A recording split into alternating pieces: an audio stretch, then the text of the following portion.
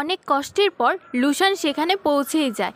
এই গ্রামটা অন্য গ্রামের চেয়ে অনেকটাই আলাদা ছিল। মনে হচ্ছিল যে পৃথিবী থেকে আলাদা ছিল এই গ্রামটা। এখানে হবে হয়তো 40 থেকে 50টা ঘর, কিন্তু এখানে মানুষের মধ্যে ছিল ভালোবাসা। সবাই সবাইকে বুঝতো, সবাইকে মান্য করত, আর তাদের এই রেসপেক্টটাই ছিল এইখানের মেন শক্তি।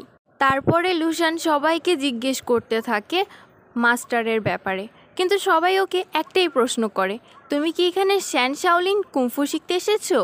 লুসান বলে হ্যাঁ। সবাই ওকে বলে যে আমাদের আর্ট, আমাদের এই দক্ষতা আমরা বাহিরের কাউকে শেখাই না। আমরা চাই আমাদের এই আর্ট আমাদের গ্রামেই থাকুক, এটা থেকে বাহিরে না যাক।